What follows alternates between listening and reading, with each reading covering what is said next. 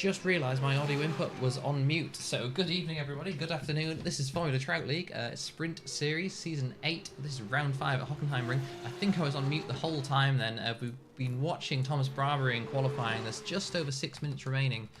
Yeah, apologise for that. I thought I was speaking. You see Andy Park here off at the chicane, the hairpin, sorry, not happen. Yeah, going again. Thomas Barbary coming in the pit. Yeah, I was just remarking that you saw some of the cars coming together in the pits. This was due to a bug we've had before with this circuit. It happened in the Premier Series actually, where some drivers were even unable to pit. So obviously that's not a problem here because you don't need to pit during the races, but the drivers do need to be aware that, yeah, be a bit careful before they reset to their pit box, go out for another quali run, because there is.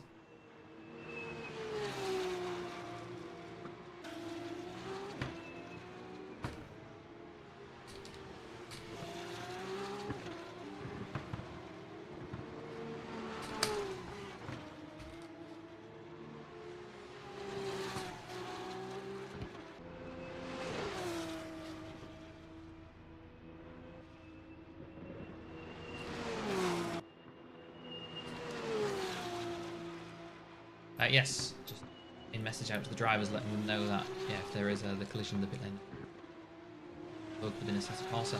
But we see Andy Park here, currently on provisional pole, just over 5 minutes to go. And Andy Park wearing a different, well, Andy Park's car wearing different colours. I suppose Andy Park wearing different colours as well, with the suit and the helmet. Yeah, different colours to what you would normally expect. Younger GP have snapped up yet another driver to reinforce their already very strong lineup. And now we've got Park, Barbary and Stevenson all representing Younger GP this round at Hockenheim Ring. So they're here to make a statement. Obviously here, I would say it makes them the favourites. Someone's off their final corners. Stevenson goes around. That's one of the Griffin cars. That's probably Olsen. Yep, that is Felipe Olsen. Ride on board. He has kind of issue very, very slowly off the circle. Going on there, you see the other cars going by, starting a lap here. Just over 4 minutes to go. We actually ride on board then with Andy Park into turn 1 here at Hockenheim. Very, very high speed right-hander, taking as much curve as you can. Very, very smooth in this car. You can see how well it rides the curves. And then for turn 2, brake just where the curb is. Try and carry the speed through. Not like that. Big four-wheel slide there, getting it wrong. And then that's compromised the whole straight. So a very, very long straight here at Hockenheim Ring. See it, just a very gradual left-hand kink. The rear wing is open. The DRS is open. And as you get to the hairpin, a very, very heavy braking point. Just after 150 meters, maybe 130 meters. So hard on the brakes. Just kiss the curb on the entry and then run it out to the exit. Try and get the best exit you can. And kink right, flat out in these cars. And then another braking zone. Again, similar to turn 2, you really need to carry the speed here. It's a bit deceptive. It looks like you can take it tight, but you need to carry the speed to the outside. And then this corner nearly flat. Maybe it is flat in these Formula RSS Formula V6 cars, just about. And then another very high speed right-hander. Just a little lift, run the curb on the entrance, run the curb on the exit, and then 50 meters of braking zone, banked corner here in the last sector. It'll just pull you through, don't run too wide, and then flat out left, flat out right, braking whilst turning into the last few corners, and Andy Park has backed out of it, so not happy with that lap, and he's there, backed off, comes into the pit lane, 2 minutes 40, he'll have another lap to go. You can see a car there going around the outside in the pit lane. Not waiting up for anyone, but Barbary is on a lap as well, so he's now coming down into that hairpin. He's not on a lap, he's on an out lap, I'm guessing. Speed of his car there, but Mike Levine then through those last few corners. This is where Park came into the pit lane, but Levine is also going into the pit lane. Everyone at the last minute not happy with their laps. They're all going in the pits. They're all trying to get a new set of tyres so they can have one more run at the end of the session. Just over 2 minutes to go. 1 minute 21 lap, 1 minute 25 probably out lap, so yeah, they've got plenty of time to do it, but it is only going to give them one lap at the end of the session.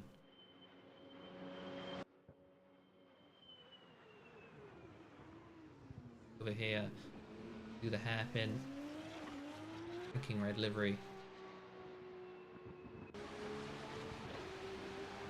out through that right-hander kink. And yeah, this is the one, on an outlap as well, actually, by the looks of things, but this is the one where it's deceptive, because it looks like you can kind of take it slow and maximize the exit, but really helps to carry the speed through it, because there's just not enough straight afterwards. Taking a V-line there doesn't help. You just need to run the car to the edge of the track, carry as much speed as you can, have the highest apex speed you can, and then the highest exit speed you can. I mean, every corner's like that, of course, but different ways of approaching it. And yeah, it's a bit of a deceptive one. You don't approach it as you normally would. Yellow flags out there.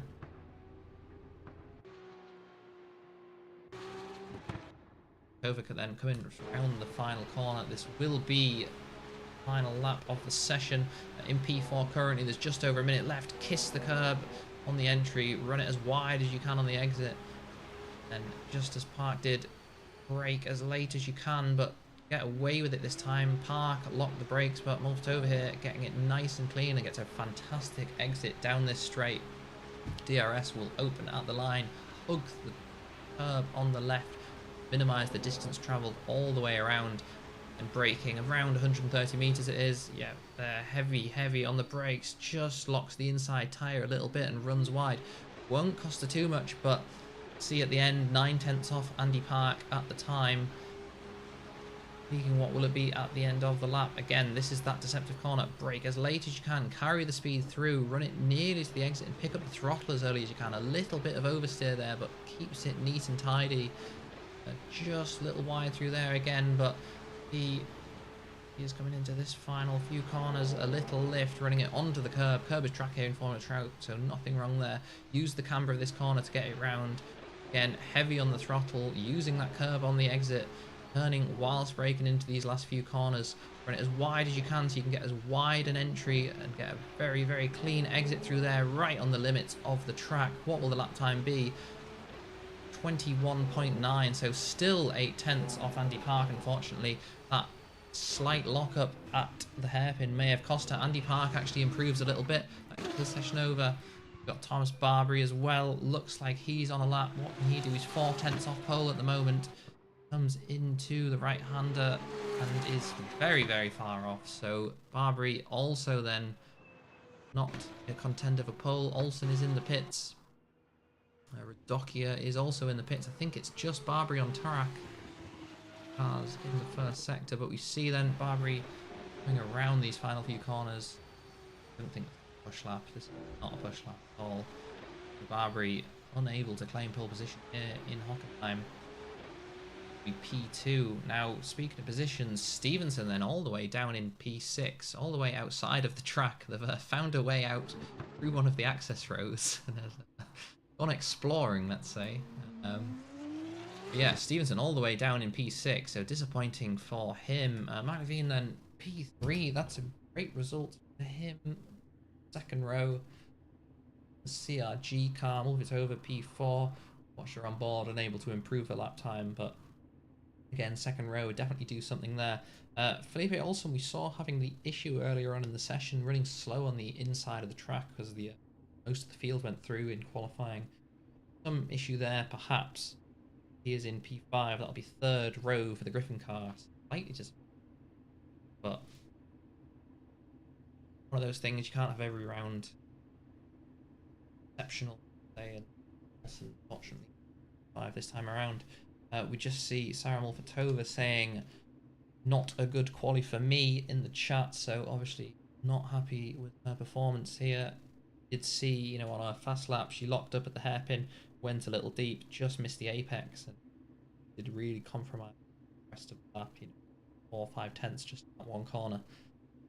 Look at that. If you make that mistake, that'd be P2. So, you know, and it's a mental game.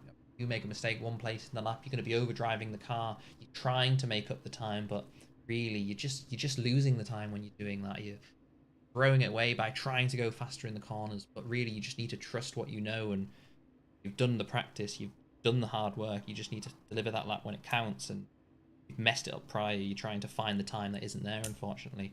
So maybe without that mistake, wouldn't have lost 4 or 5/10 there, and then maybe wouldn't have overdriven the car in the rest of the lap. We saw her miss the apex a little bit at the right-hander afterwards, so without that mistake, maybe not missed that apex, and then that might have been a 10th. Next few corners, a little more comfortable, a little more head in the game, let's say, and could have set that lap time. Disappointing for her, apparently. For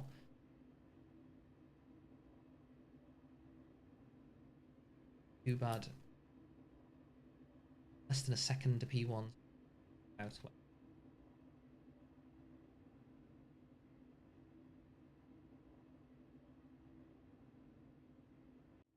So, go to the grid at Hockenheim. Magical safety car disappears away. Look down at turn 1, and we've just lost Thomas Bree. Not in the pit lane. Pit crew just reappeared, so he will be in the pit lane. Well, he will be on the grid, but yeah, clearly a slight connection problem there. With the magic of sim racing, you can see there he's retook his grid.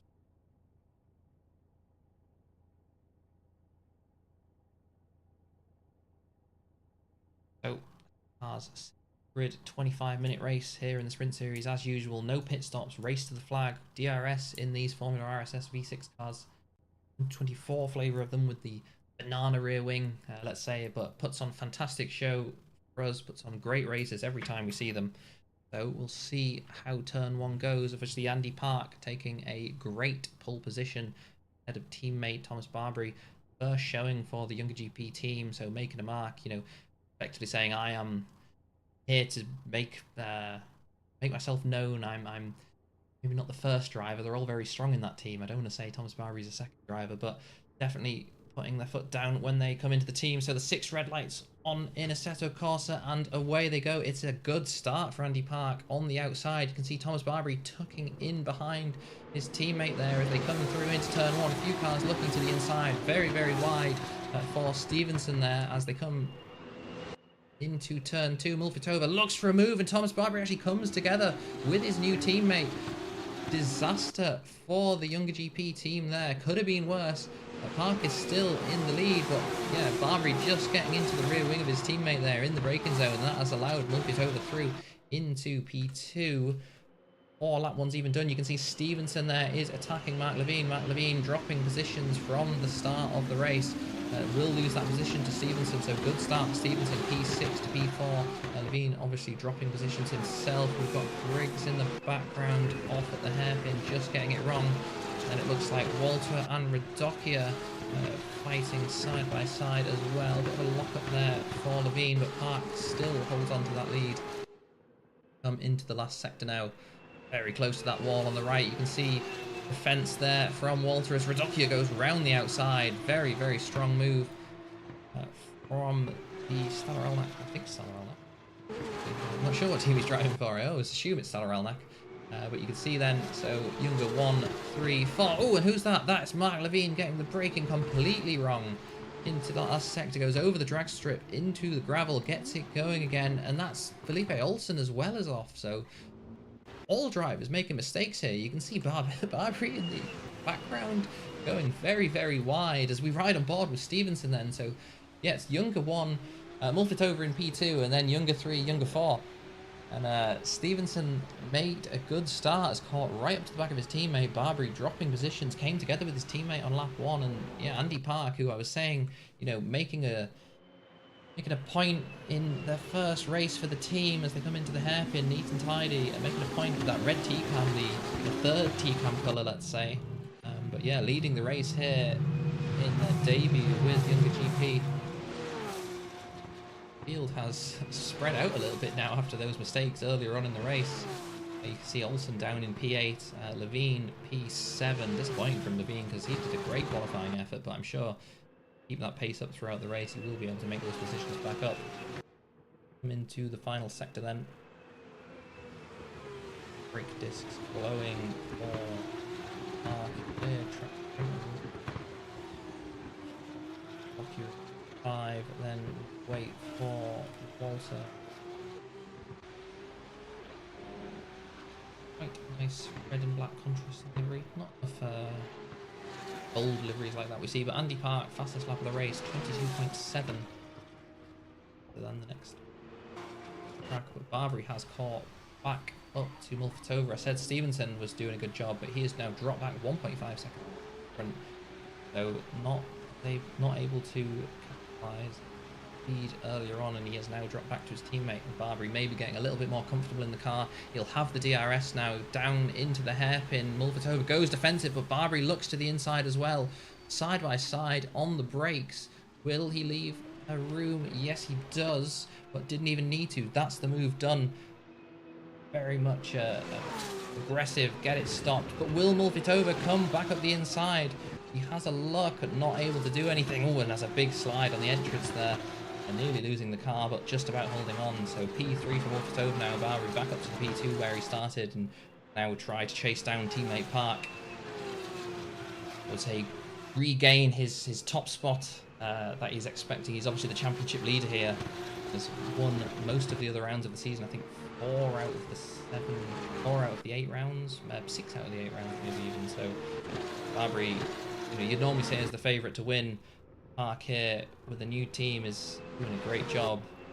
His top 4 then really started pulling away. Stevenson got a little bit closer after that last lap.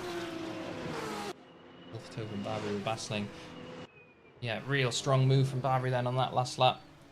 Making it when it counts. Mulfitova did go defensive, but wasn't able to do anything about the charge in Barbary. The DRS just a bit too strong. Got alongside in that braking zone, and yeah, even when you do leave the room, as we saw Barbary do, which is very nice of him, you're not able to do anything on the outside. It's the type of corner it is. You can't really hold it around the outside of a corner like that. Although back in the day, I think it was it Button and Alonso put on quite a good show at that hairpin. Yeah, it's very atypical to see that, but you can see Levine and Oliver Walter here racing into that hairpin. So again, cars not really going side by side, just following through. Big snap of oversteer for Levine on the exit there, and has compromised him there. We saw Mulfitova try to go back up the inside of Barbary. It's not a very long braking zone to this left-hander as the helicopter flies overhead. Oh, a big snap of oversteer for Walter there, though, and Levine tries to hold it around the outside and gets it done around the outside. Amazing move there. I think Walter knew he was compromised, didn't want to cause an incident, but Levine runs wide into the gravel. Drivers all playing with fire here today at Hockenheim, nearly running wide. Nearly throwing that P6 away. Levine fallen down the order a little bit so far, unfortunately, but managed to start to back. Nearly didn't, though. That mistake could have been a lot worse. Away with it, though. So, Mulfitova there. We saw the rear wing just open on the back of this Formula RSS V6 to 2024, however it's called. But you can see then, again, Mulfitova very late on the brakes, tries to get close to Barbary in front, but runs a little bit wide. Lose too much time, but Stevenson at 2.5 seconds back. So Stevenson was about in touching distance when Barbary and Mulfitova were racing. It did look like Stevenson was maybe going to get into that fight too, but I think now drivers are kind of in pace order, let's say.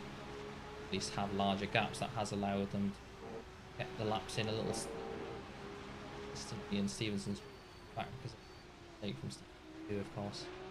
We actually just saw him drop 3, 4, 5 seconds in one corner, and he's out of the race. So he dropped it where we saw Mark Levine run wide through the right-hander. Stevenson's done the same. You can see the tyre marks. He's ran wide through the right-hander and has actually managed to spin the car into the wall, and that has put him out of the race. So heartbreak there for the younger car. There's only 2 remaining then on track. That is Park and Barbary in 1, 2. Heartbreak for the younger team, yeah, to have 1 car out, but they're still running 1, 2, which is what you'd want. But looks like Barbary's compromised on the exit because Mulfitova, just a few car lengths between them now. DRS, overspeed, getting closer, getting closer. Will Barbary go to the inside? No, Mulfitova pulls to the inside, late on the brakes as they bang wheels. Mulfitova just runs a little wide. Obviously Barbary turning in where he would normally expect to, but Mulfitova was in the way, and then side by side through this right-hander. Barbary will have the inside line on this braking zone, should have the corner, leaves Mulfitova room, but has the line, and then for the next corner has the inside, and Ooh, as Mulfito runs wide, regains the position. So racing there between these two yet again. I thought Barbary would maybe be able to pull away. Obviously not. 2.3 seconds to park in front. Bit of a safe lead now, 16 minutes to go, but Mulfito and Barbary still racing for that P2 position. Radokia 7-8 seconds back, so it does look like these two are safe to race as hard as they want. Even if they were to spin, they would probably still hold that podium position. Oh, it's a big slide through turn one, and that will allow Mulfitova to get alongside as she goes up the inside, side by side. Oh, do they touch very, very close into turn two there, and then oh, look at that slide. Barbary nearly losing the car. Who will have the DRS? I don't know.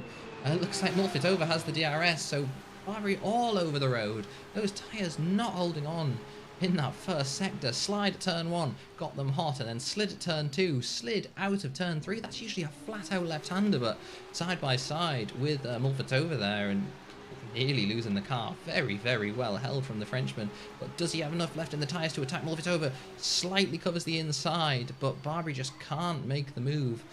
Locks up the inside tyre, a bit of a snap there, and actually has to back out of it, and you can see you get that wrong just a little bit and how much Mulfitova gained through there.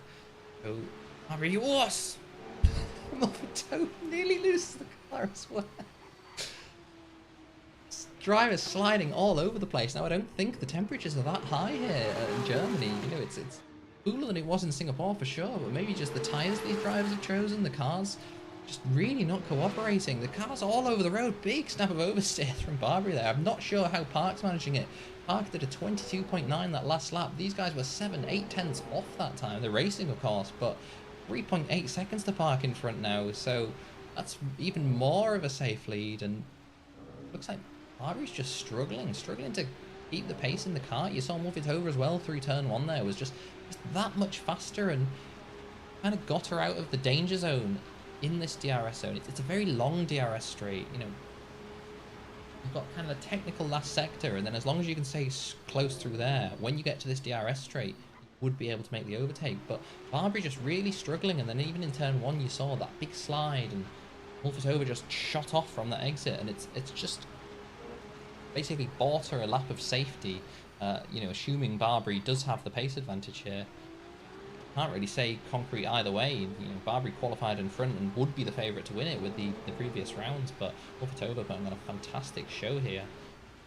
Currently leading, but both drivers running very wide through the right-hander as they come into, this is the next curve, I believe it's called, into the left-hander, onto the site where Vettel kind of famously went off in 2018 Formula 1.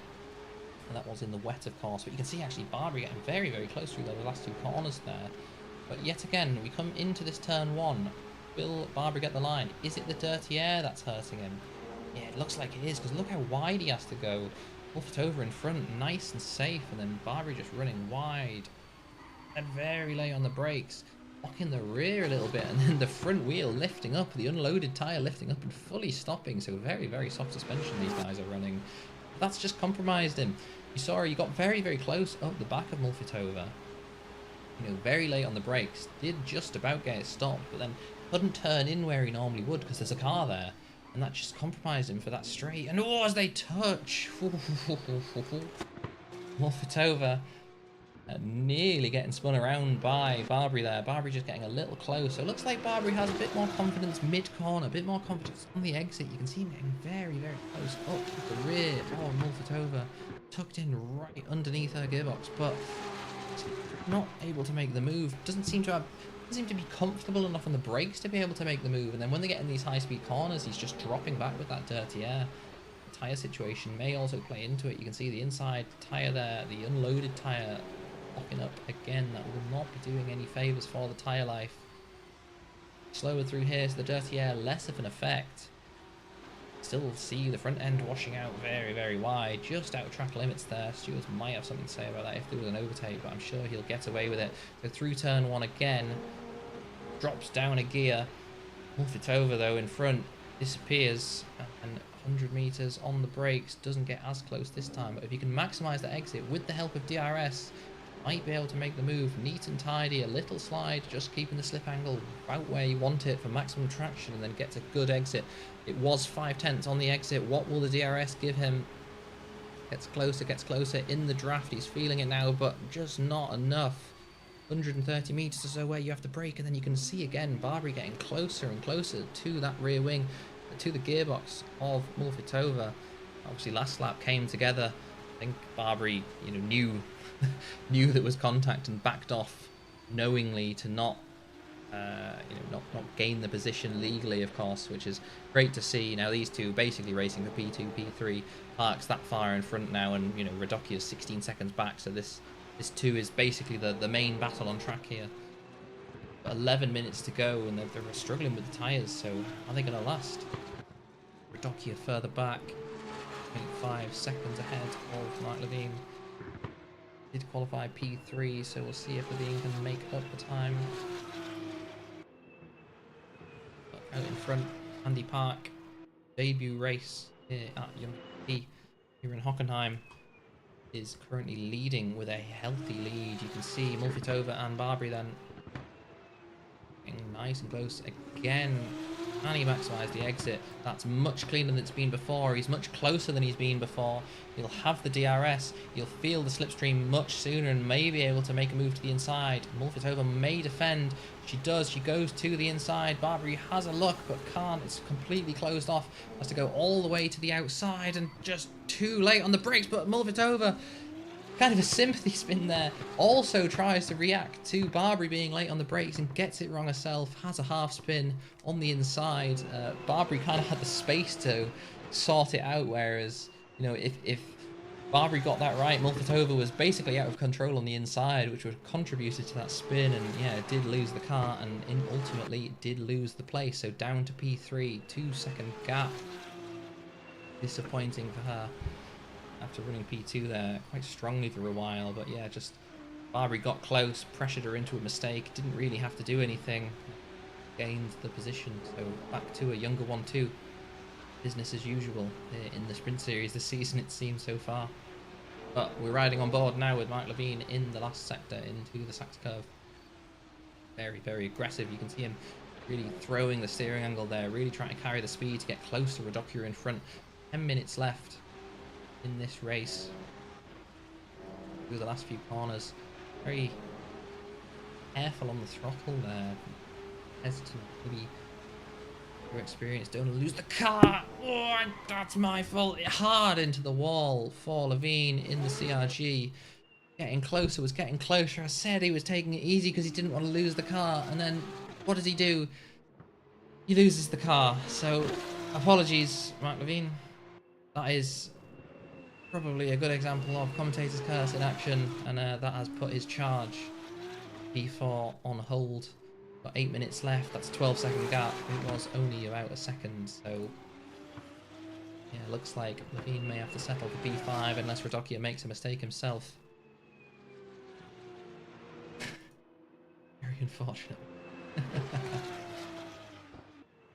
He seems to have a bit of a habit of doing that and pausing.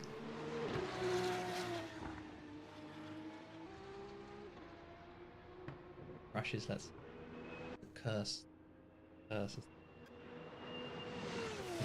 Around, but you can see Park then 123, Barbary 23.4, over 23.3. So Mulfitova still does.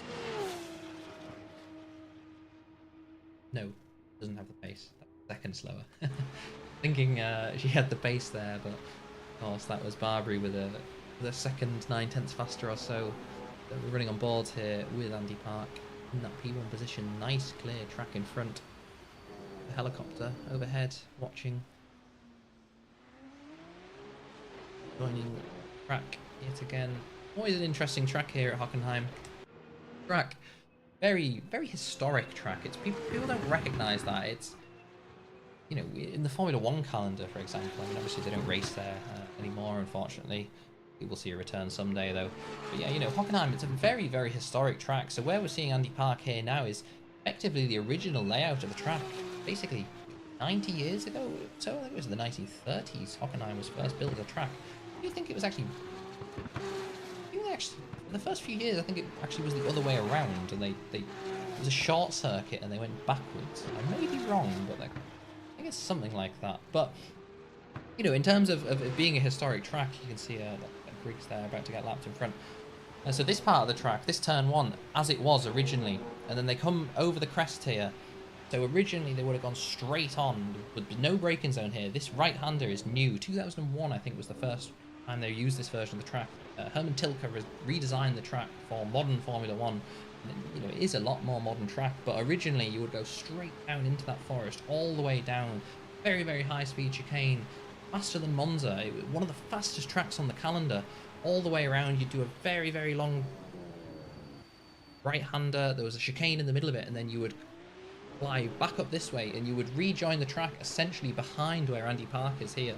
And then there was no right-hand kink here. You'd just go straight on. I think that's the drag strip now. You'd go straight on there. This corner wasn't here. So Andy Park will rejoin the track now as it was originally. Yeah, so here you'd go straight on, and then this right-hander, this and the Sachs curve, this was all part of the original layout as well, or at least the historic layout, let's say. I presume originally it would have been an absolutely insane flat out until you got to the start finish line, essentially, as a lot of the old tracks were. But yeah, it's a historic track, and people say it's a shame in a way because, you know, it has been changed so much from its original incarnation, but it's still got, you know, the hallmarks that a good track should have. It's technical, it's very high speed, there's a very, very heavy braking zone. It's one of the heaviest braking zones of any track. I can only really think of maybe Sepang and China. The hairpins there are similar. Obviously, Sepang and China, very, very similar era. Both Herman Tilke designed tracks, so Tilke a big fan of huge straight, very tight hairpin. Hockenheim is probably one of the best examples of that, alongside Sepang and China as well, as tracks from a similar era. Such a slow-suited corner, and you can imagine if you get it wrong there, it'd be a very, very large incident. Now, you've got the runoff. I do remember watching a video, actually. I think it was a Ford Mustang road car coming into that hairpin, and obviously a road car, the brakes are nowhere near as good as they are on a purpose-built race car, and had no brakes, chucked it into a massive spin. The driver did a fantastic job of getting it stopped. You know, slid the car basically into the gravel sideways and bled the speed off with no brakes, but show you how quickly it could go wrong. You know, and if you saw a very large crash coming into the braking zone, you could have a very large airborne crash. Valencia 2010 with Mark Webber, just an example of it. You could have a very similar one here, such as that closing speed in that braking zone. You know, such as the severity, how suddenly you have to brake, can really catch you out if you're not expecting it. I don't really think we've seen any huge crashes there, but hopefully we don't, because we don't want to see any. But here in sim racing, one of the things we don't mind too much.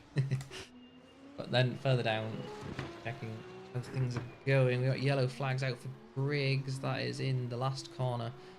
Just did seem to get it, collected it up and back on his way. Mark still leading the race. 5 seconds to go to Barbary. 3 seconds down to Moldova.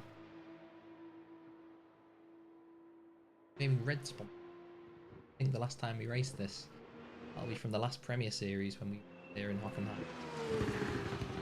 Be a bit of a regular. I think it used to alternate between Nürburgring and Hockenheim as it did in Formula 1, for example, and then I think there was one season, maybe season 9, season 10, we had both Hockenheim and Nürburgring in one season, and we decided, okay, we'll calm it down with the German tracks for a little bit, and I think they both had a season off. They make reappearances now and then in the series. I think Nürburgring was the opening round, actually. Season 11, season 10. Yeah, we like the traditional tracks. They always have a good race. They always put on a good show. Long DRS zones. Very artificial in a way, but you still have to work for it. You still have to fight other cars for positions, especially not the technical bits, which Hockenheim does. But unfortunately, Grid has kind of sorted themselves out in pace order here due to the incidents earlier on. A few DNFs, quite a few DNFs actually. 3 DNF from the race so far. Did not start as well. Made us aware prior, but unfortunate to see. I do like to see a full grid, and obviously problems. Unable to take the start of the race, but Andy Park is leading the race. 1 minute 50 seconds, I think. Be the final lap.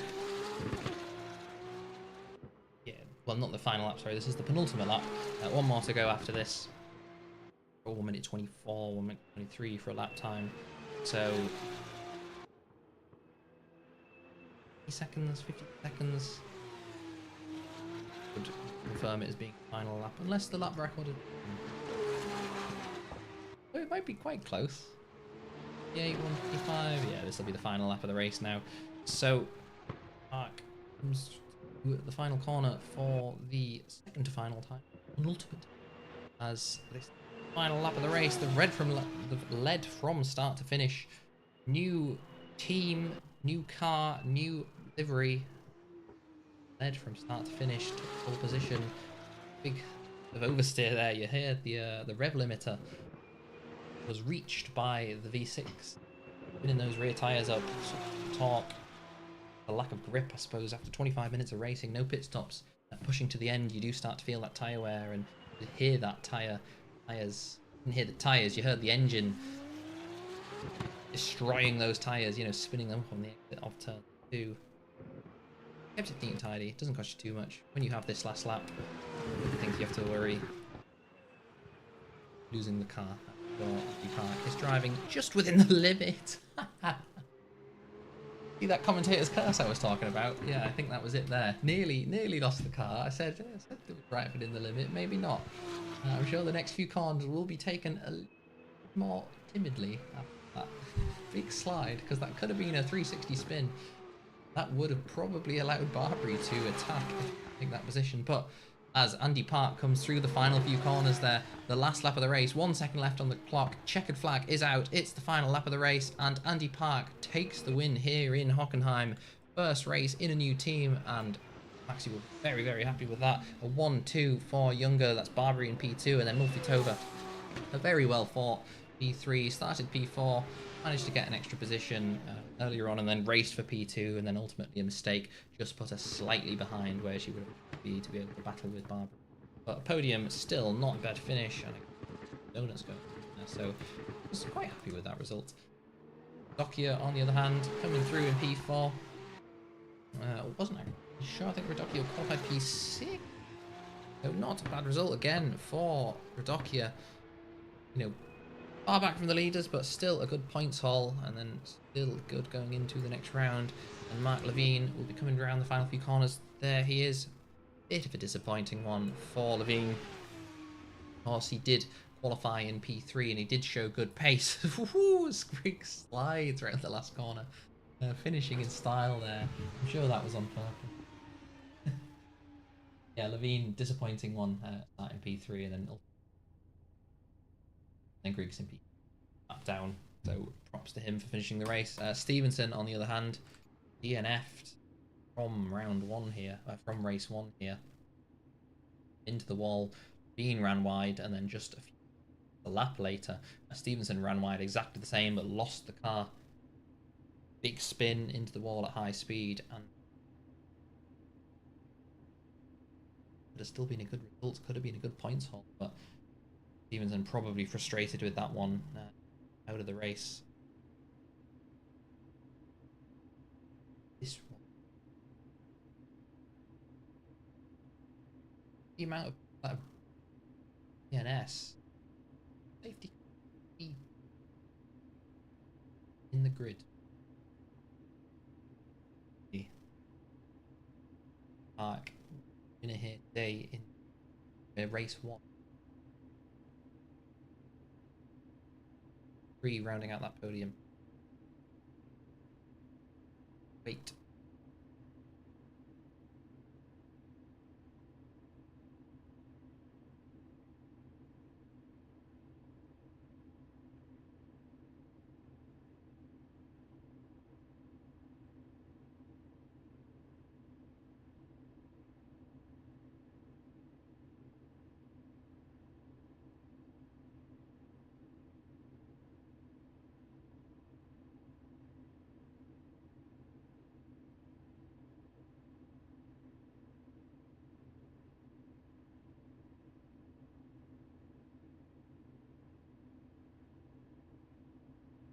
Mulfitova painted team, if I team in clearly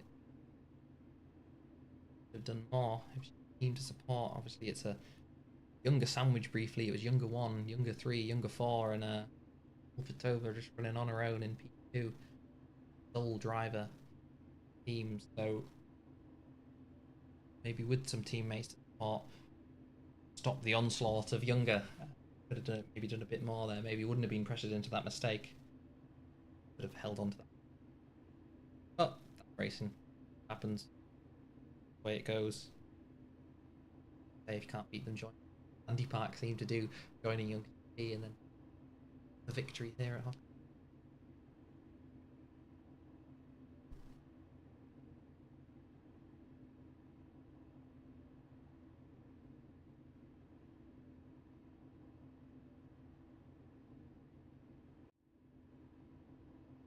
So, cars now take the grid yet again here in Hockenheim.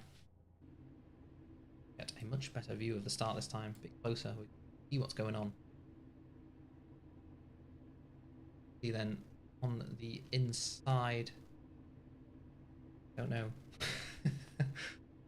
We have Griggs on the inside. I'm cheating here. We got Mark Levine in P2 on the front row, and then row 2 you got Roberto Radocchia. P3, P4 Mulfitova. P5 is Thomas Barbary. P6 is Mark, winner of last race.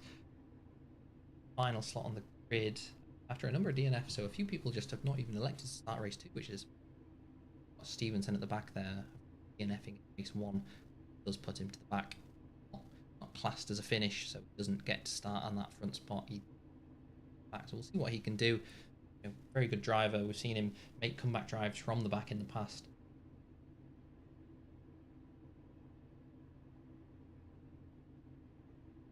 He hadn't done, but you never know. Anything can happen. It usually does.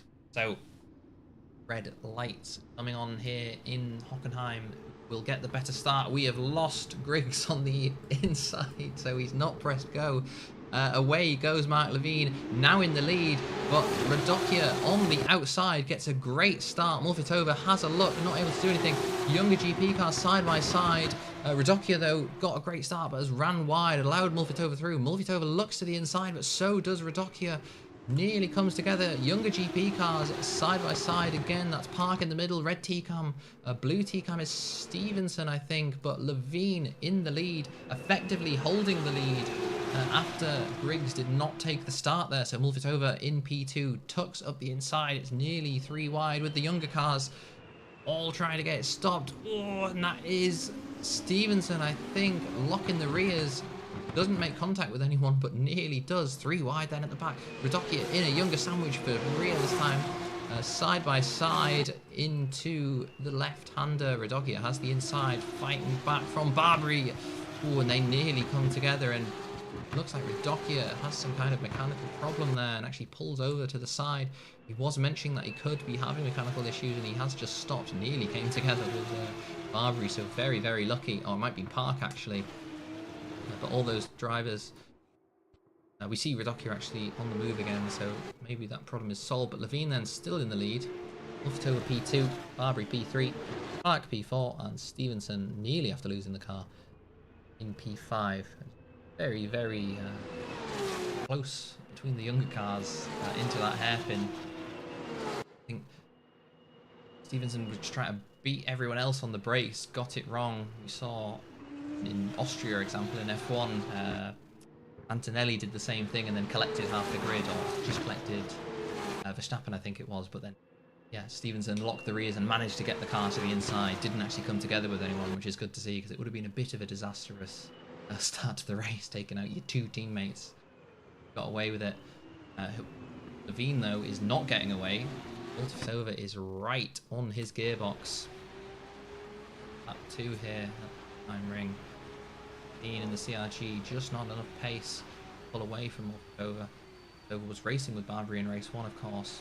Barbary is currently running 3. Actually, I've missed an overtake, haven't I? Because Park is now behind Barbary, so apologies for that. Yeah, the teammates racing there, and Barbary getting up to P3. Let's see how those go. Stevenson just in touching distance, but oh, how quickly it ended for Stevenson. Looks like he might have made a similar mistake because he was within a second. He's now 2.7 seconds back, and I saw a big thing of dust at the previous corner. Stevenson, same mistake again. But Mark Levine, 22.8. was the fastest lap when he crossed the line, but then Barbary, 22.7. Barbary just a little bit faster, but they'll have DRS now. Mulfitova comes into turn 2. Cautious on the steering there. Doesn't get the best exit, but safe from behind. Barbary just a bit too far back, and I'll have the DRS to close up on Levine, but I don't think she'll be able to overtake that bit too far back. But who might be able to make an overtake? Andy Park, tucked up behind the rear wing of his teammate here. Later on the brakes than his teammate. But can he get it stopped? Barbary leaves him room, and then side by side. I was talking about Alonso and Button. This is basically how it went. Barbary gets the better run on the outside and has to go defensive for the next left-hander, but Park looks to the inside. Barbary doesn't fall for it, shuts the door, takes his line as he is entitled to, and holds that position. So great racing between the teammates here. Clean, fair, respectful, but still hard racing between these drivers. Great to see. Levine runs wide through the Sachs curve. This could give Mulfitova an opening. Through the last few corners, don't run too much curb because you can lose the car. Get it wrong. Levine inside there, maybe just to break the toe. With a very, very solid run through that turn 1. Have the DRS. She's closer than she's been, and Levine even runs wide. Levine days numbered in that P1 spot. Mulfitova's probably going to get it done before she even gets to the corner. Levine just has to take the shortest line. Tries to hold on. Nothing he can do. Tries to get the position back, tucking in behind, but without DRS, nothing. In the background, though, that is Park. Up the inside of Barbary. Runs very, very wide. Runs the teammate right to the edge of the track. Now Barbary's on the inside for the right-hander, but then Park will have the outside for the other way around. Park will have the inside for this left-hander. But as they go side by side and they come together, and that is not what you want to see. That's nearly what we saw lap 1 with Stevenson, but then we did see it lap 4. I don't know what lap we're on, but yeah, 6 minutes into the race, that was Park very, very late on the brakes, and I shoved Barbary right to the edge of the track. Barbary was trying to hold it around the outside, trying to say, you know, this is my space, I am entitled to this. Park obviously feeling the other way around. I have the inside, this is my line, this is my corner. You need to back out, and neither drivers did. They came together, and yeah, that was Barbary spinning around, teammates coming together. The second race here, the first round Park has driven those younger cars, came together with another one of those younger cars. Never what you want to see. Not sure what Max will make of that. Teammates coming together, the first round that they are teammates, and they're already wheel banging and putting each other into spins, so not what you want to see. Mulfitova and Levine in front, still racing. Levine actually keeping Mulfitova honest here, still quite close. I'm sure that Mulfitova can hold on to that position, provide.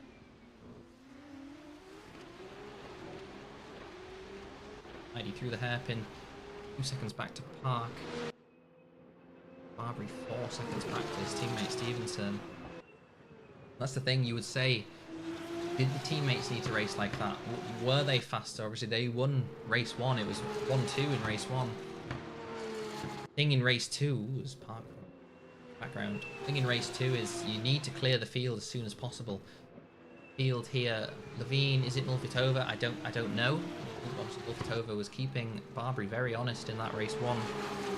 Racing side by side until Mulfitova made a mistake. But assuming, let's say, Levine is the traffic, I don't want to say that because he's right on the gearbox over here.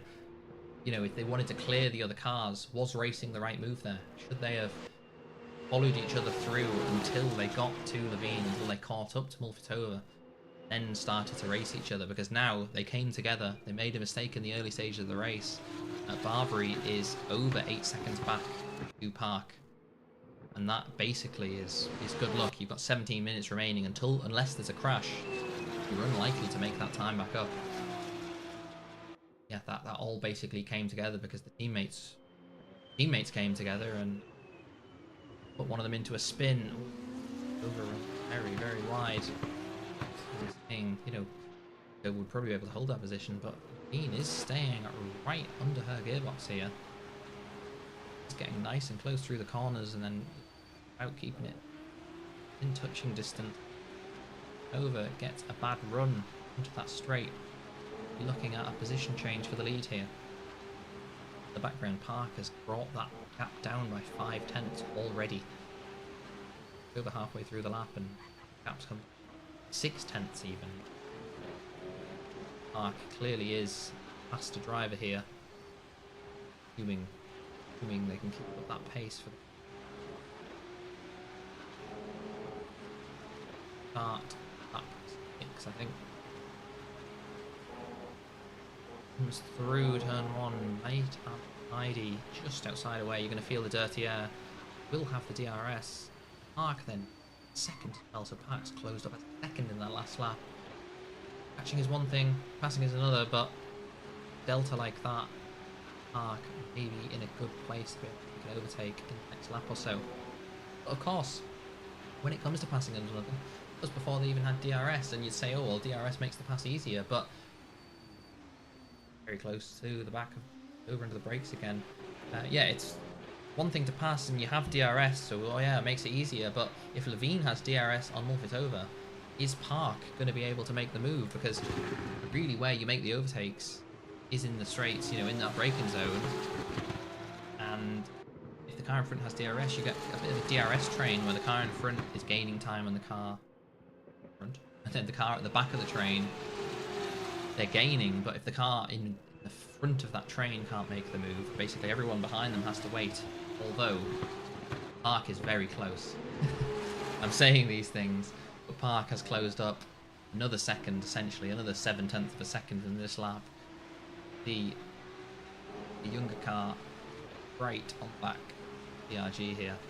Fastest lap of the race as well, 22.6, 7/10 faster, and look how much faster the overspeed is into turn 1. About the same on the brakes, but then opens up the corner for a better exit. Will have the DRS. I was saying a DRS train could be a thing. Don't think we're going to see it. I think Park's going to be straight through. Look how close that younger car is under the gearbox of the CRG. DRS is open, goes to the inside. Levine tries to pinch Park to the inside, but nothing he can do. Oh, as they come together. Mulfitova spun around by Park. Heartbreak for Mulfitova there. I don't even know what to say. Stevenson's out of the race. Mulfitova down in P3. Barbary still P4 with Stevenson out. And Park takes the lead in very poor circumstances, I'll say. Of course, Park's racing Levine. You know, both drivers trying to be as late on the brakes as possible. We saw this in the last race. Mulfitova and Barbary were racing into that same hairpin. They were both trying to be as late on the brakes as each other. They were both, you know, essentially reacting to each other braking. And they got away with it. Mulfitova had a half spin.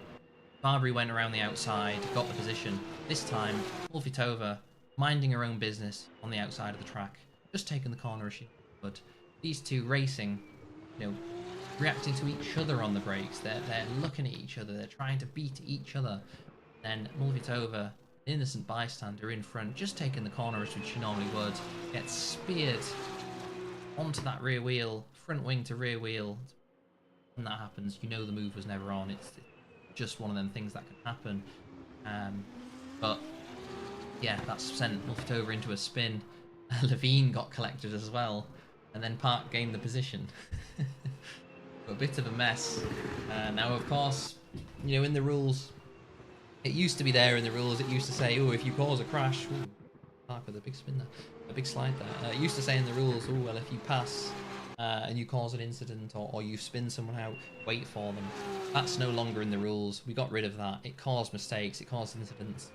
There's the clip of it, the quite famous clip of the chicken car flying up into the air at at Monaco, sorry, where Jaap van Voort waited for the car that had spun in front, and then the rest of the field came around the corner, piled into the back of him, caused a large incident, and ended up the chicken car flying into space, essentially. So we don't expect that, but then of course here Park has effectively done a NASCAR bump and run, spun Mulford around, got up the inside of Levine, and has took the lead in best circumstance. I mean, it was probably inevitable. I don't want to say, you know, Mulford couldn't have won the race, but Park had closed up so much in just 2 laps. I think Park probably would have made the overtake anyway, but of course, you have to make the overtake cleanly. It's the car making the overtake's responsibility to make the move, and they were unable to do so. Levine, yeah, the move was probably done on Levine. Assuming Mulford wasn't there, yeah, the move was probably done. Park would have come out in front of, you know, took P2, and then maybe the next lap would have took P1. But that's not what happened. They came together. There was a crash. There was an incident.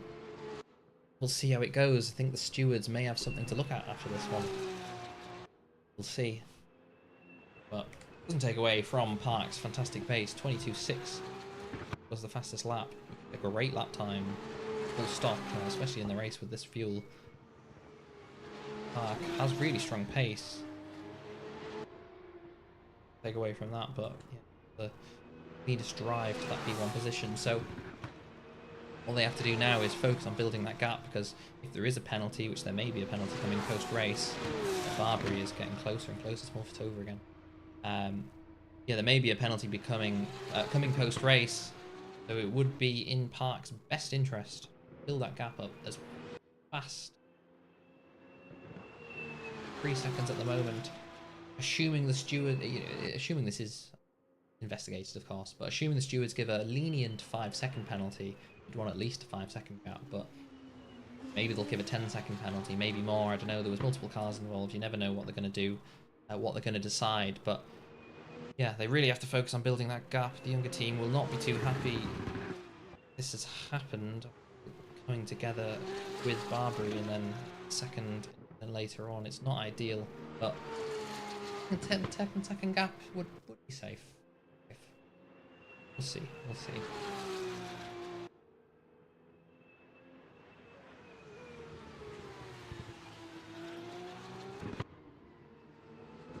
Just less than 10 minutes to go here. 10 laps into the race. Andy Park in the lead, who have just joined us. The Formula Trout League Sprint Series, 8, round 5. There's been a bit of a race of attrition here. A number of cars have DNF'd. Stevenson DNF'd. Griggs still on the grid actually there, but missed the start, I believe. A number of drivers DNF'd, did not start race 1, and even more have DNF'd, have not started race 2. So basically, if you're still on the track here, you're going to get a good haul of points. Yeah, to get the points, you have to finish. So expect to do a driver who can manage that. Stevenson able to manage that. DNF from the race. Levine P2, Mulford, Barbary P3 and P4. These two potentially at it again. 8 minutes to go, 9 minutes to go. Barbary just dipping within that second marker. Mulford in front. He can hold it there. He'll have DRS up, and he'll be able to try and start, make his assault over.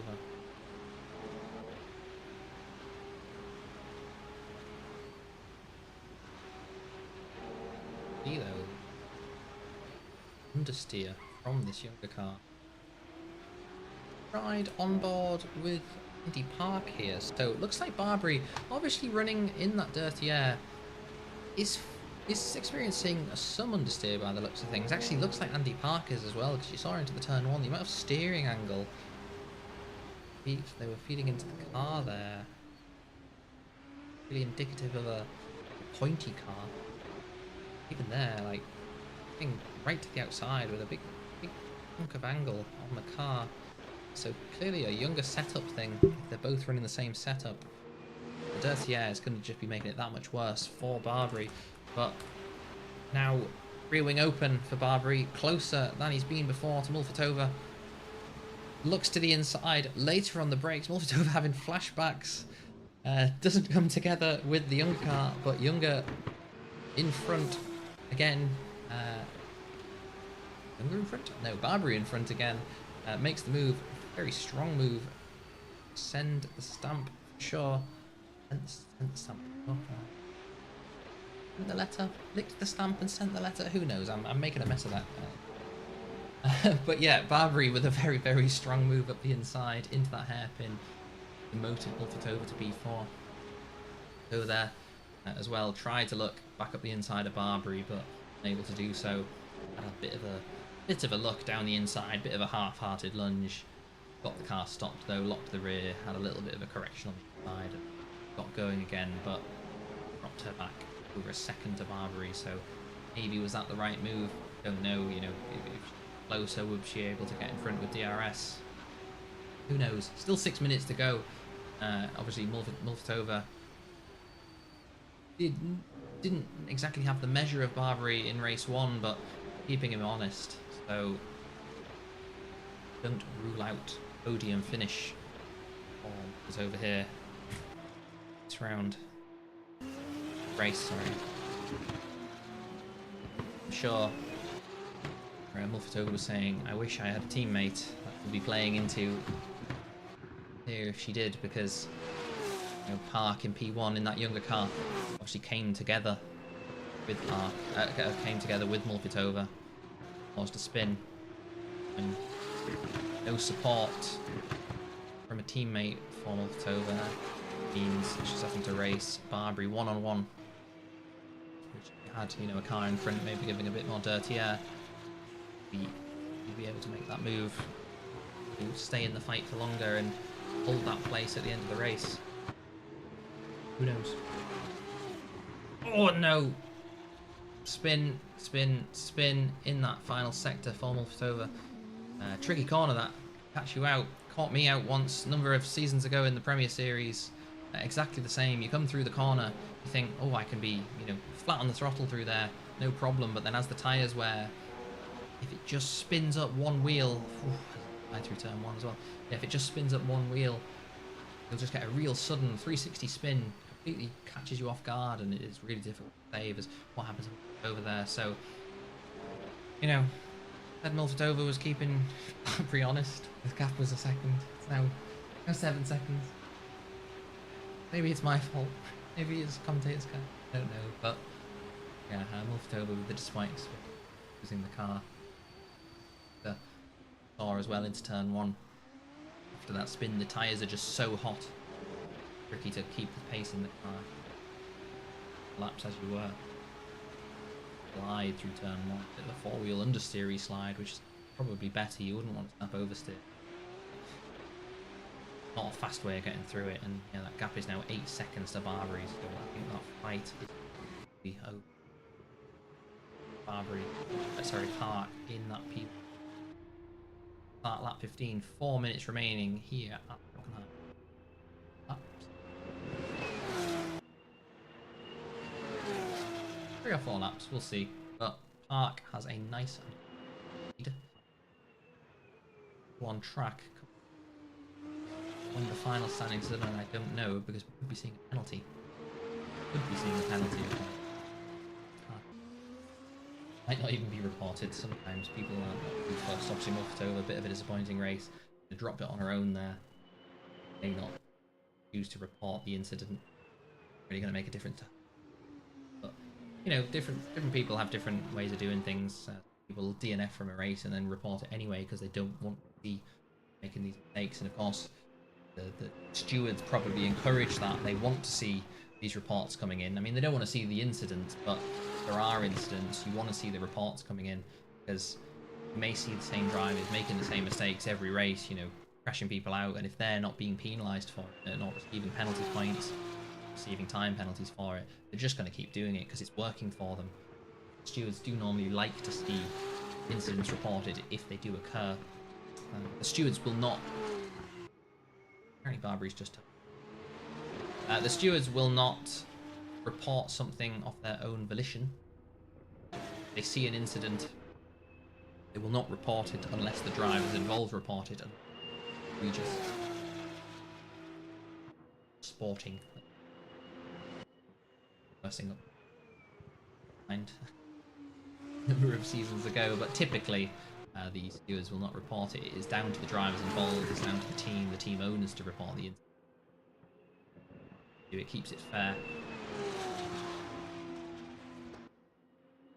Stewards may receive one thing and report it, they may not see another thing, and then a driver will be like, oh, why did they not report that? It's so unfair. One of them things. Just the way we do it in Formula Trout League.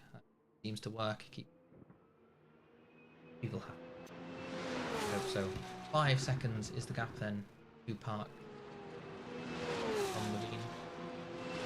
If the penalty is 5 seconds, just about gets them in the safe zone, gives them a bit of a buffer. Might need.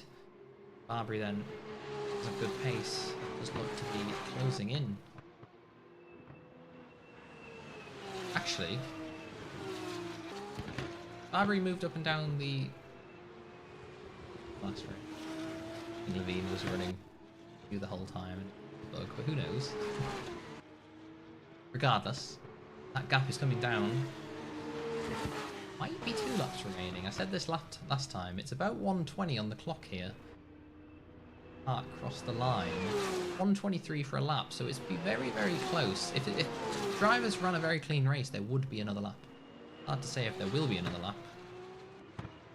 The Park gets near the finish line, but this could be the final lap of the race. So this could be the only chance Barbary gets. He's not within DRS, but if he can close up in the rest of the lap, he may be able to make a desperate dive on the last few corners, get into that P2 position, make it another younger 1-2. But Barbary 7 seconds or so back from Park. Challenge teammate. Challenge him to his room. After they came together, we will switch back to Park briefly. It does look like this will be the final lap of the race. Comes into the last few corners here. Oh, and look how close Levine is to Barbary, though. Have to keep an eye on the timing tower there, but Levine coming through the last... Park coming through the last few corners here. This will be the last lap of the race here at Hockenheim. This will be the last lap of race 2, and it will be Park who will take the win here once again. Fantastic job. Race 1 win, race 2 win, and Levine will hold on to that P2. Barbary got very, very close in those last few corners, but holds on. Great P2 for Levine.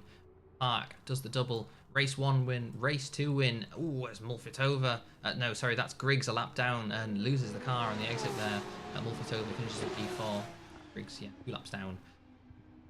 5. But Younger 1-2 in race 1.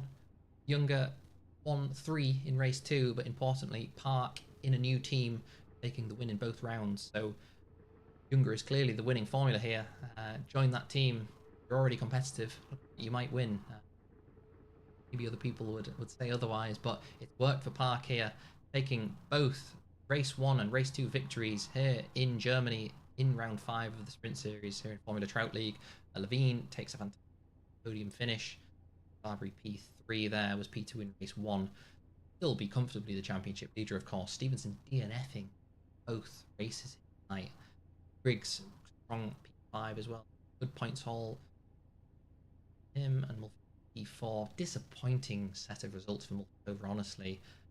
P3 in race 1. It's a podium, but not what he wanted. And race 2 could have maybe got the win, but no fault of their own. Park steaming up the inside, spears that rear wheel, and yeah, very, very disappointing for her. Sure, she will not be happy. P5 at the end. Yeah, but we will see. Is anyone open for any? Not as of yet. We will see. Just getting comms from Radokia. We saw him on lap 1, so we had a great start, and then nearly came together with one of the younger cars on that lap 1. Apparently, wheelbase just shut down. So yeah, Radokia with a mechanical failure. Let's say, we don't want to put it in completely unrealistic sim racing terms. yeah, had a mechanical failure and had a steering wheel issue in this lap one middle sector, and did nearly come together. Fortunately, right down in the end, DNF'd from the race. It is a shame to see because he did show good pace. Could have got a good result from that. So disappointing there for, you know, not be too sad. Pace was strong, so Max. So does not look like anyone wants any interviews, which is fine by me. Me away sooner. But of course, oh, I lied. We have Andy Park waiting for an interview.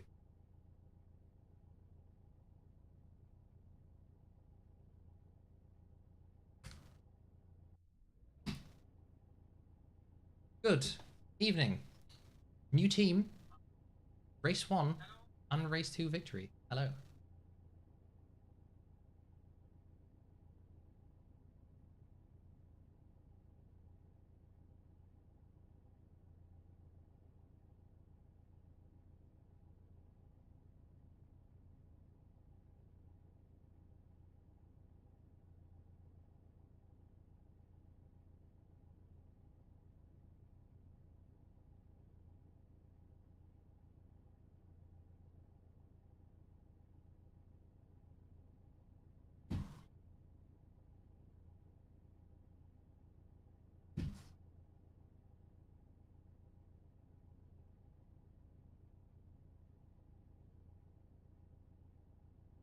Yeah, yeah, for sure. I mean, alternate universe is obviously this universe because you did beat Bree in that race 1. You know, you beat him in the qualifying, and then even in the race, you definitely had the measure of your teammate there.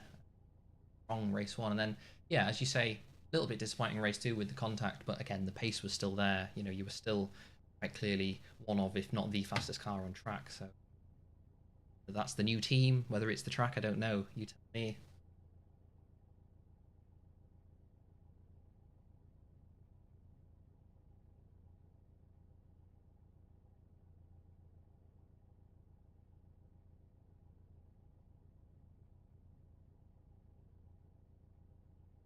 Yeah, exactly. You've added to a long list of younger GP race winners. Great to see your debut race for the team. Take massive congratulations with that, and the said the incident's a little bit. It happens.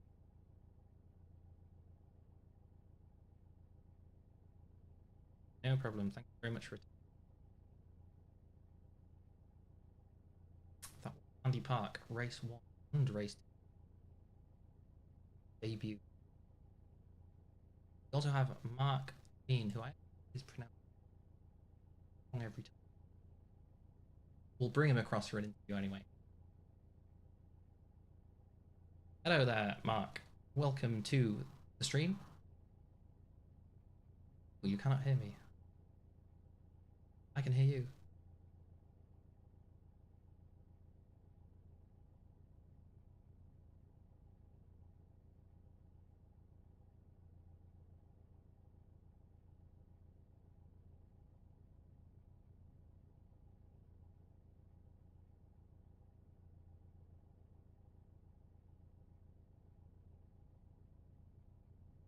Hello.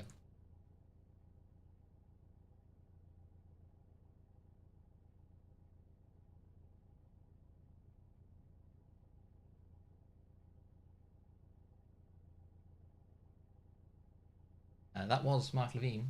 Technical difficulty.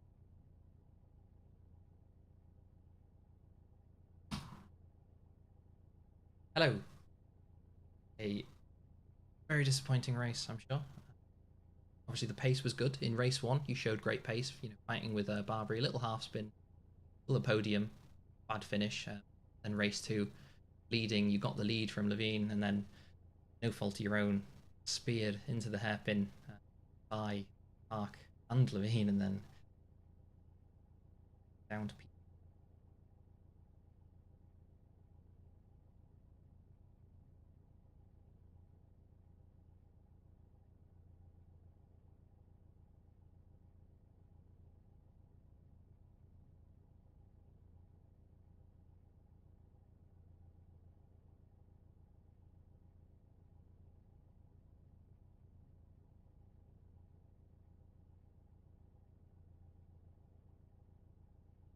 Yeah, absolutely a shame. We did actually catch that on the stream. Said, yeah, you had the battle with Burberry and then made the. I think you had a bit of a slide, didn't you, into one back.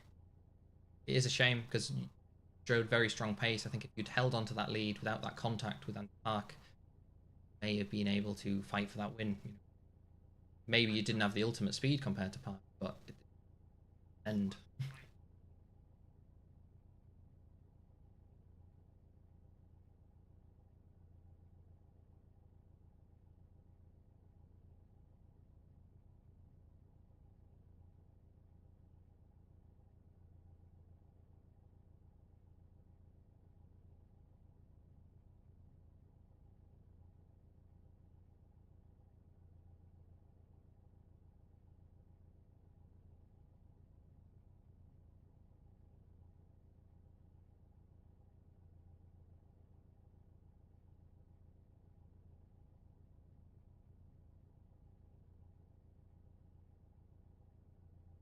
yeah, for sure.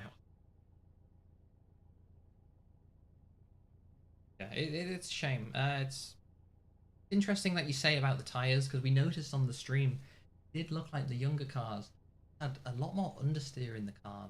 You work in the tires as the race went on. I mean, massive slide for Barbary coming into.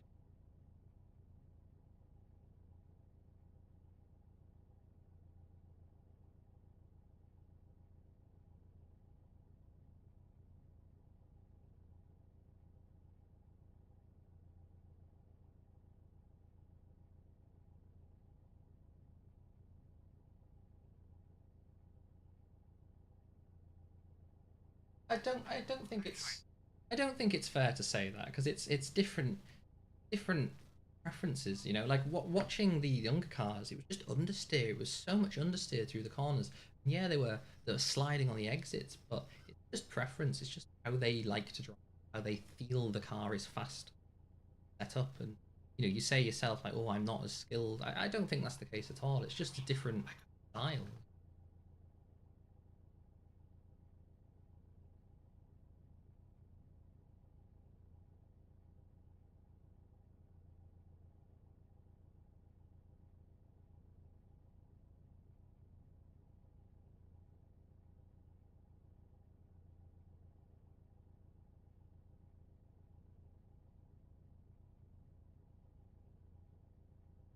No driver's immune to mistakes. Or at Singapore.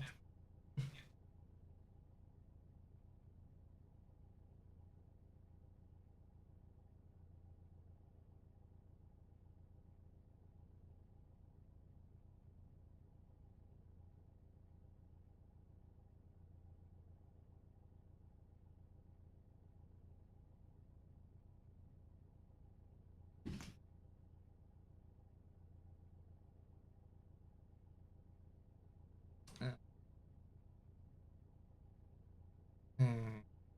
It's apologies. It's good to hear. I've just been made aware that I've been interviewing no one on the stream for the last 5 minutes. Uh, yeah, the Discord button was unticked.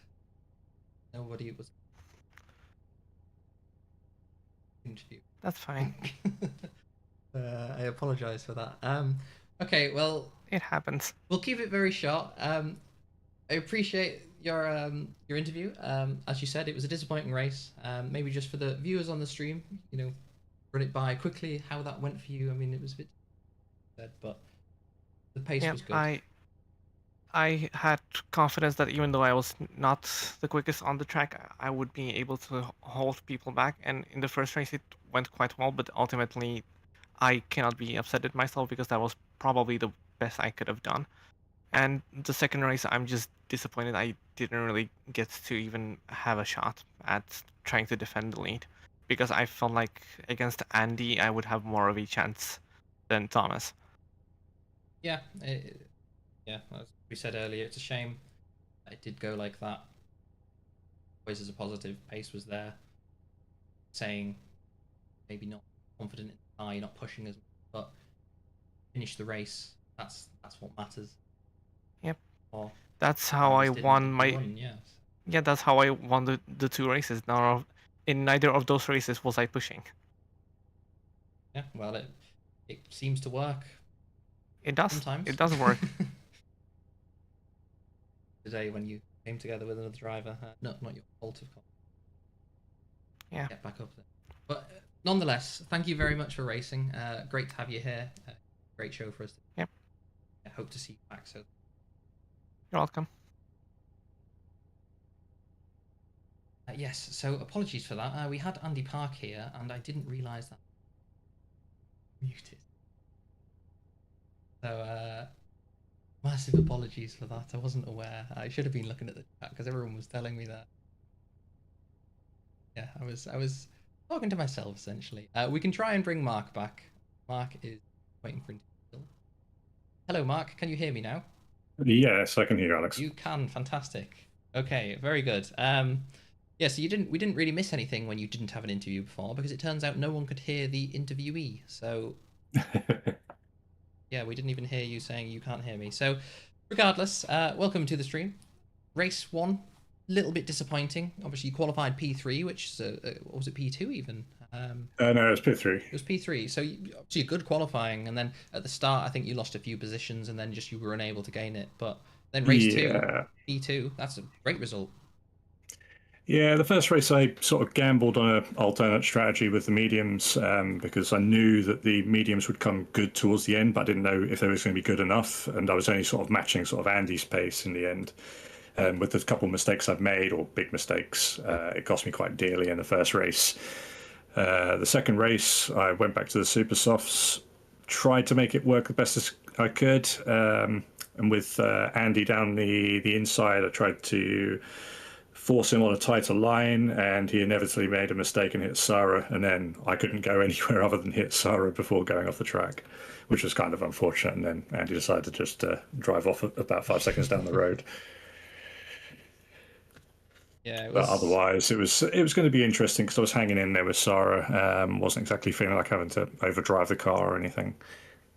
Yeah, it did look like there was a race on our hands. As you say, I think Sarah overtook you earlier in the race, but then you were keeping her honest for sure. Right on a gearbox throughout the whole lap. So maybe a move could have been on with Andy getting involved as well. Maybe there would have been more of a race there, and maybe they would have made a mistake and you would have driven off. Hard to say, but yeah, shame because we were watching it as you did cover the inside a little bit, or push Andy to the inside, went up, and yeah, the contact happened. A shame.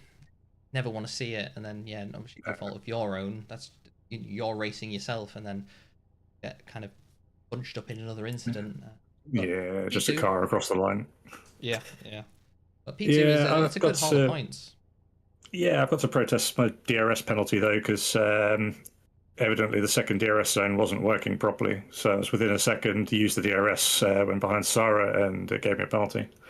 Yeah, remembering correctly, I think here at Hockenheim it's mistakenly set up as like they're both the same DRS zone almost. I mean, if they were both the same DRS zone, I had the DRS in the home straight. Yeah, I think it's a bit of an AC bug. It's like the DRS zone stops and then starts again, but there's no detection point for it, so it gets a bit confusing. Yeah, that's a bit weird. The magic of Assetto Corsa janky mod track. But anyway, it was a good result. Fantastic having you here, and yeah, bit disappointing, but yeah, showed good pace nonetheless. Massive thanks for attending, and you back. Yep, see you next week. Have Andy Park still waiting for an interview. Well, still in the waiting for interview channel. Bring them back.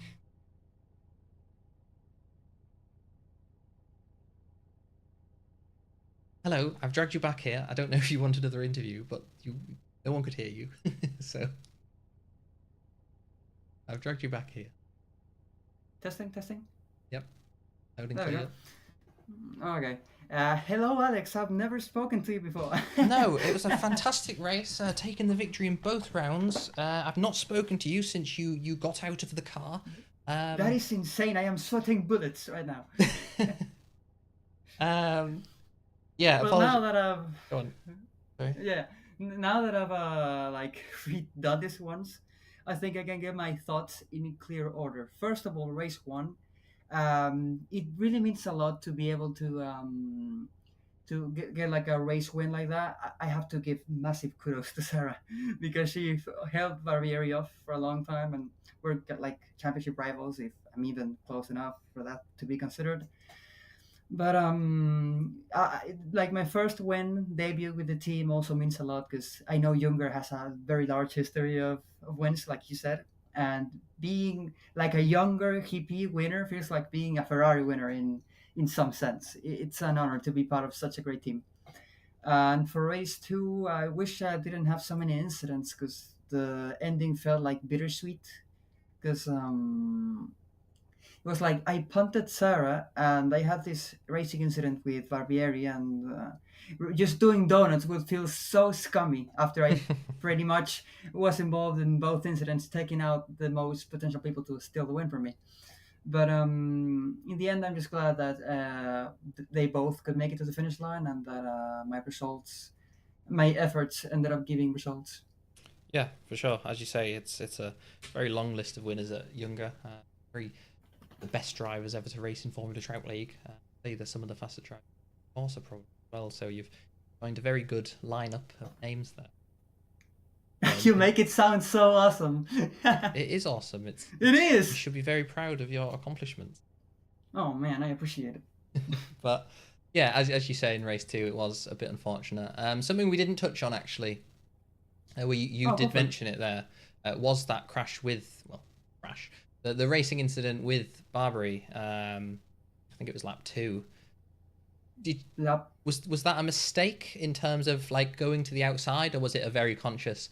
This is my line. I don't care. You're my teammate. You know, I'm taking this corner, and then obviously both drivers being stubborn, let's say, and then the racing incident happened.